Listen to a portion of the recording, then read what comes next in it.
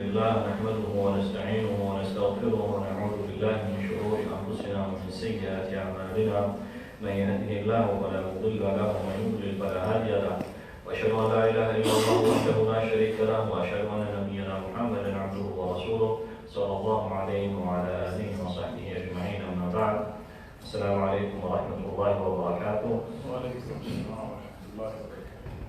Alhamdulillah, in our class of the stories of the prophets, we reached the story of Prophet Salih alayhi salam. In last week's class, we spoke a little bit about the Ad and their prophet Hud alayhi salam, and we said that Ad and Thamud are usually mentioned together, and the reason for that is that they are considered to be the ancient ancient Arabs. So the Prophet ﷺ received their stories in very great detail. The Ad that preceded the Thamud, we've said that they lived close to what is today known as Hadramaut, between Yemen and Oman, and the Thamud that we'll speak about today, they lived a little bit further away from them, and the prophet that was sent to Thamud was Prophet Salih alayhi salam. Allah Azza wa Jal mentions more than once in the Quran saying, وَإِلَىٰ ثَمُودَ أَخَاهُمْ صَالِحًا, that to Thamud Allah Azza wa Jal sent their brother, one from amongst themselves, Salih alayhi salam. Now the scholars in Islam, they say that Salih alayhi salam was a young and very smart young man. Even when he became a prophet, his people would mention this, and they said, as mentioned in the Quran, قَدْ كُنْتَ فِينَا مَرْجُوًّا قَبْلَ هَذَا, meaning that they mentioned to him, once he said that he was a prophet, they said, before this, we held you in very high esteem. We were looking up to you. And in some of the tafsirs, it mentions that the people of Thamud, they looked at Salih as someone that would become a leader, someone that had a bright future. But once he said that he was a prophet and he came with the message of Allah subhanahu wa ta'ala, things changed just like that. Just yesterday they were saying that Salih alayhi salam was a person that might become their leader, and once he started speaking to them about Allah subhanahu wa ta'ala, they changed and they made accusations against him. And we see this time and time again throughout the stories of the prophets alayhi wasalam. Prophet Mohamed sallallahu alayhi wasallam, before he became a prophet and started warning the people, they used to refer to him as Al-Amin, the trustworthy one. And then once the Prophet ﷺ started warning them against the punishment of Allah subhanahu wa ta'ala, they started calling him by different names and trying to oppose him. So this is not something new. And they accused Salih alayhi salam of many things. They said, إِنَّمَا أَنْتَ مِنَ الْمُسَحَّرِينَ, that you, O Salih, you are nothing other than someone has put a spell on you. You're under the influence of magic. This was one of the accusations that they were saying about Salih alayhi salam. And what was his crime? His crime was that he said to his people, قَالَ يَا قَوْمِ اعْبُدُوا اللَّهَ مَا لَكُم مِّنْ إِلَٰهٍ غَيْرُهُ, O my people, worship Allah subhanahu wa ta'ala. You do not have any Lord or anyone to worship besides Allah subhanahu wa ta'ala. So the people of Salih alayhi salam, they had this special ability that they shared with other nations, but it is mentioned about them specifically in the Quran, that they were very good at building houses and monuments. So much so that they took pride in this. They would carve their homes into the rock, straight from the rock. Not like how other people, when we want to build a house, we cut rock into slabs and pieces and build our houses or monuments.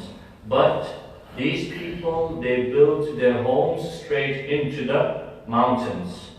And this is mentioned again in the Quran, in the same way that the Ad, these people were very skilled in building these kind of palaces. So Allah Azza wa Jalla says in the Quran that they would build their homes and even palaces.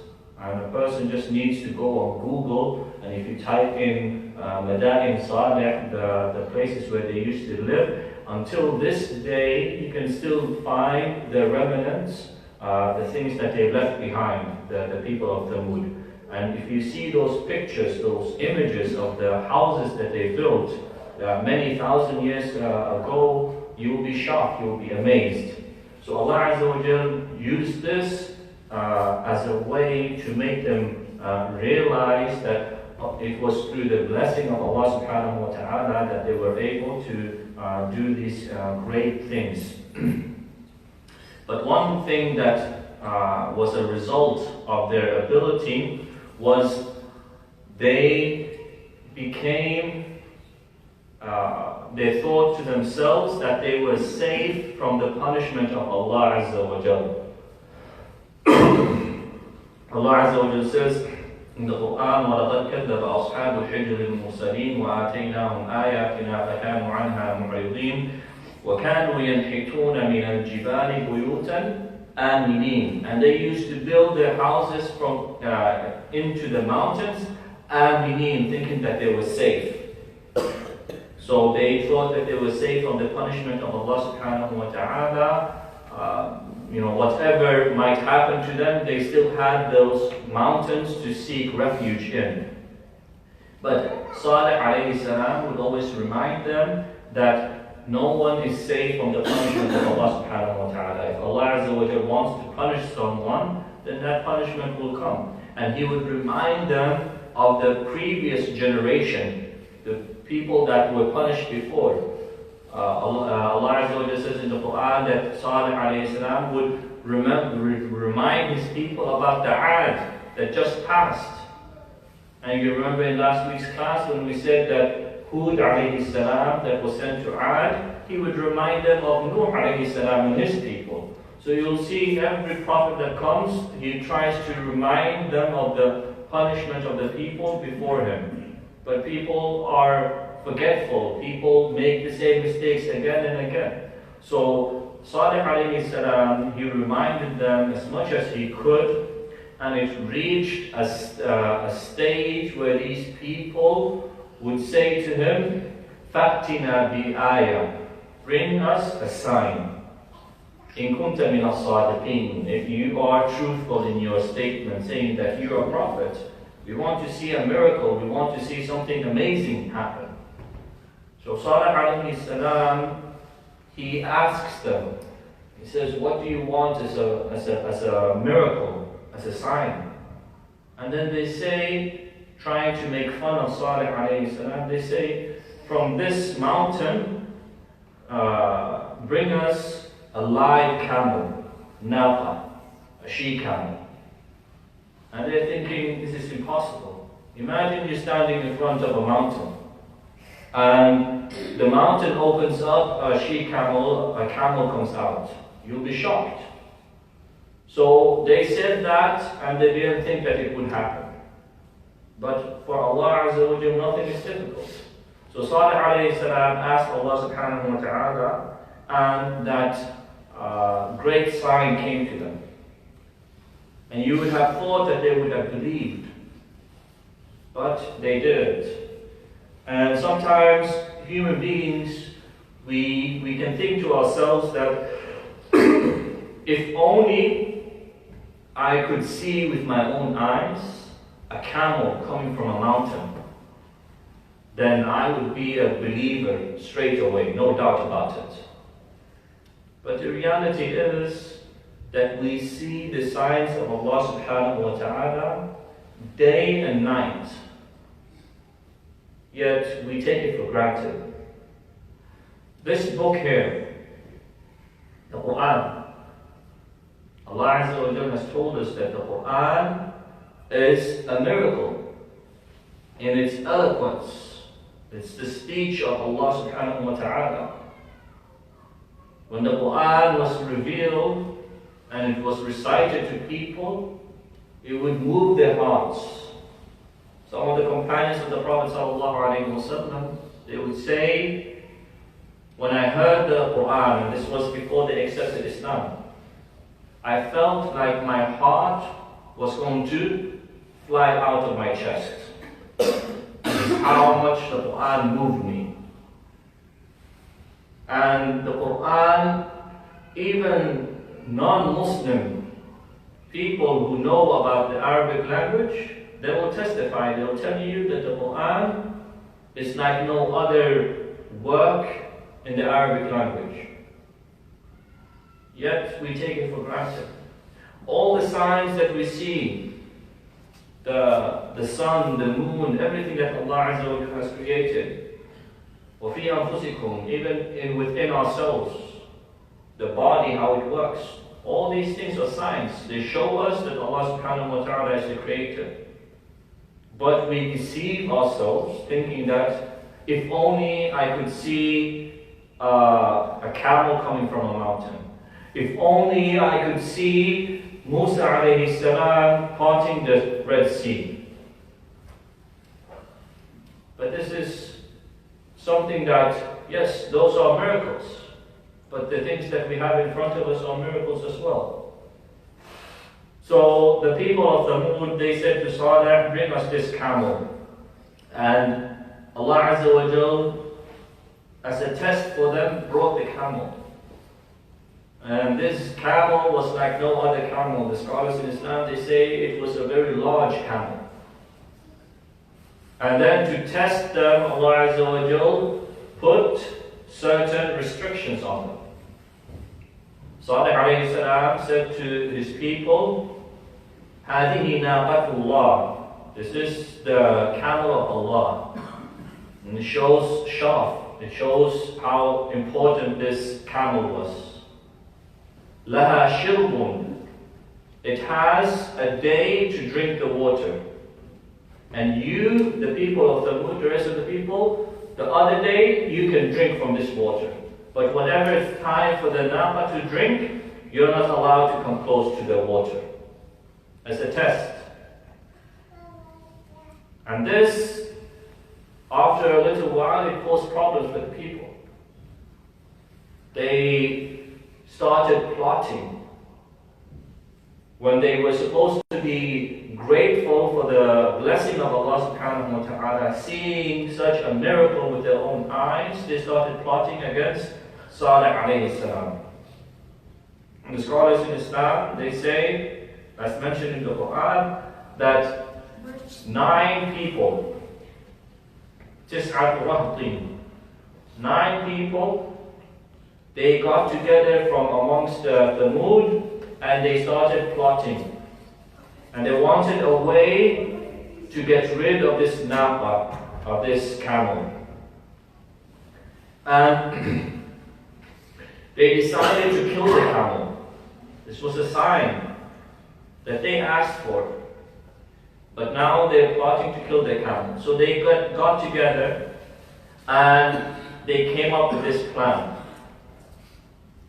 And Allah Azza wa Jalla says in the Quran, وَمَكَرُوا مَكْرًا وَمَكَرْنَا مَكْرًا وَهُمْ لَا يَشْعُرُونَ, that these people, when they got together, 9 people, and the tafsir it mentions that they got together in secret. They didn't want people to know. And they would whisper to each other.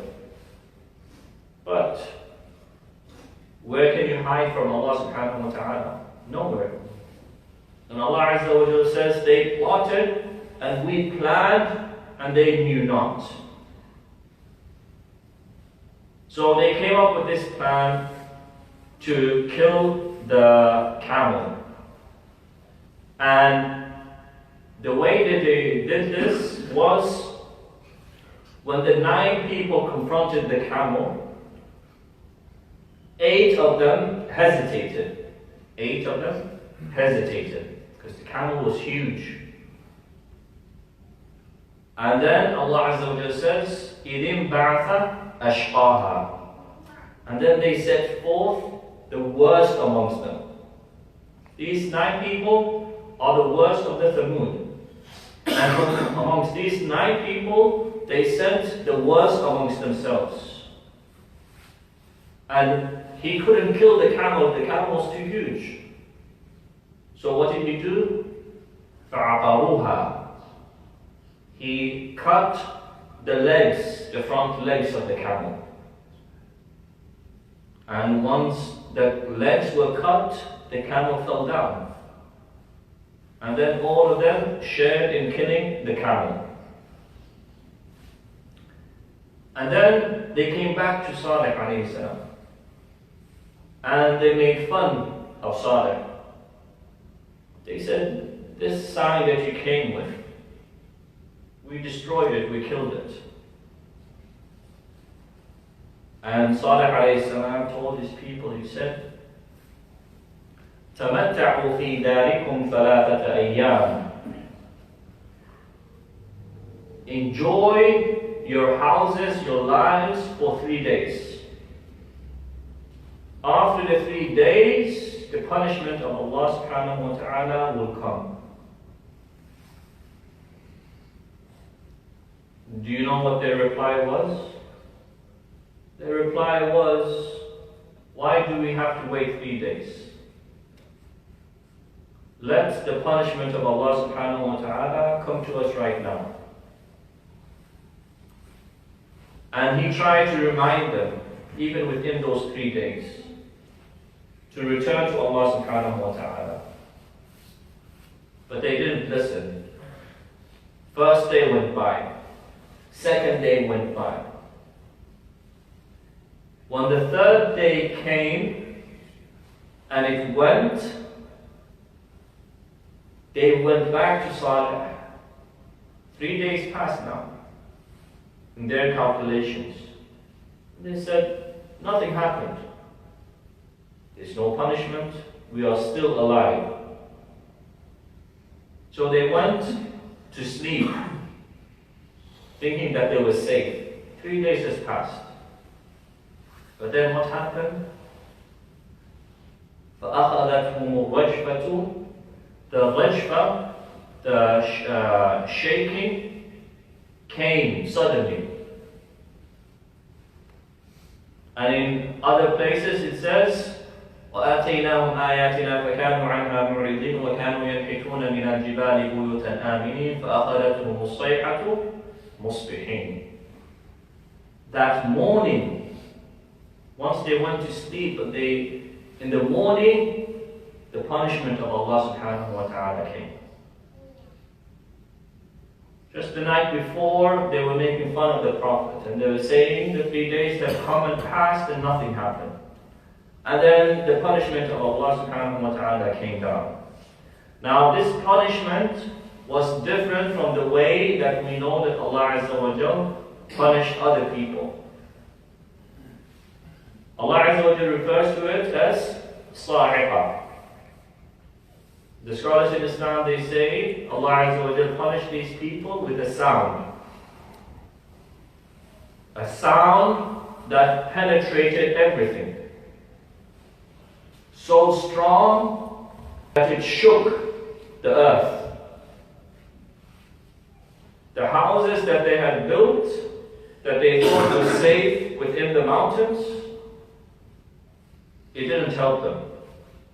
فَأَصْبَحُوا فِي دَارِهِمْ جَاثِمِينَ. And they fell down. Some of the scholars, they say, when this sound happened, their hearts in their chests fell down inside their bodies. And they were totally annihilated, they were destroyed. And Allah Azza wa Jalla says, كَأَلَّمْ يَغْنَوْا فِيهَا.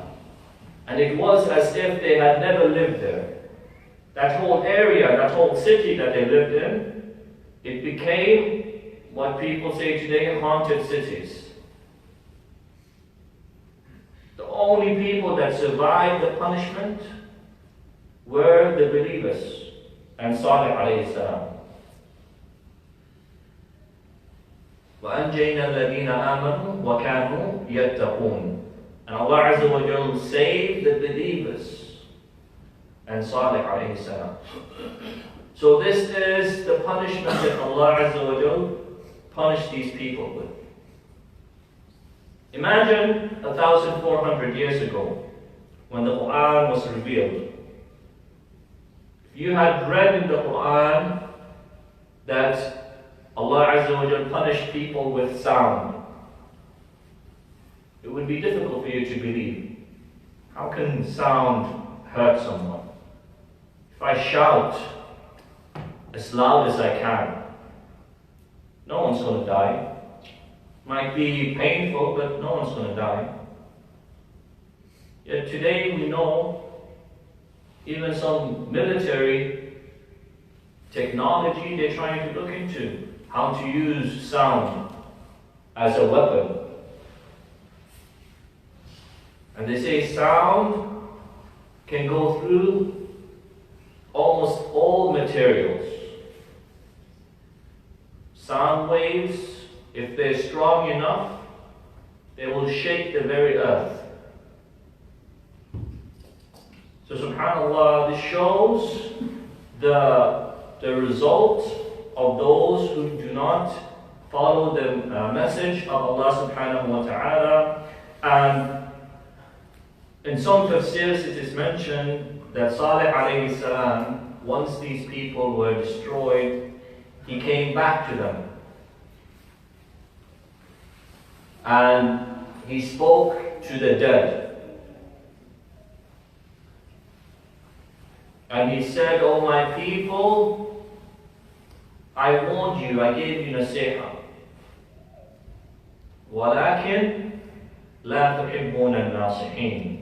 But you were a group of people that did not like or love the reminder, the advice that I gave you. And just to rewind before we conclude, when the Thamud slaughtered the camel, they didn't stop there. They actually made a plan to kill Salih alayhi salam and his family.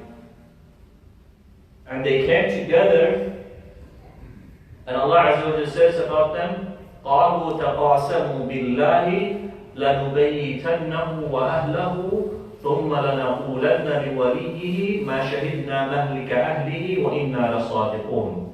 They wanted to kill Salih alayhi salam, and they wanted to kill his family, those people who believed, and they wanted to be able to say after that, we didn't witness this. We weren't aware of this. So subhanAllah, this shows us how Allah subhanahu wa ta'ala saves those who believe. And this is a theme that comes throughout the stories of the prophets. Every time a prophet comes, there will be people who oppose them. But the prophets alayhimus salam, they place their trust in Allah subhanahu wa ta'ala, and Allah Azza wa Jal always saves the prophets and those that believe in the prophets. Another benefit that scholars in Islam mention is, if you pay attention to the story, how many people were there that were plotting against Salih alayhi salam and to kill the camel? How many? 9. Allah Azza wa Jalla does not mention the whole of Thamud plotting. It's only 9 people. And the benefit there is, it shows that even if a small group of people are doing something that's evil, it is a must for the rest of the people to try their best to stop them. Because if they don't stop these people from doing evil, once the punishment of Allah subhanahu wa ta'ala comes, it won't be selective. That punishment will come towards all the people, including the people who did not speak up against it. And this is a very important thing. The reason why Allah subhanahu wa ta'ala saved Salih alayhi salam and saved those who believed was because of their iman. They spoke up against the people. And it's mentioned in the Quran specifically that once these people, the believers, would support Salih alayhi salam, the rest of the people, they would make fun of them. And they would say, you really believe that Salih alayhi salam is mursalun min Rabbih, that he is sent by his Lord as a messenger? And they would say, yes, we believe in Salih alayhi salam and we believe in the revelation that he came. So those are just some side benefits that scholars add to the story. But in short, that is the story of Salih alayhi salam, as mentioned in the Quran. And inshallah, we will cut the class short and we will stop here.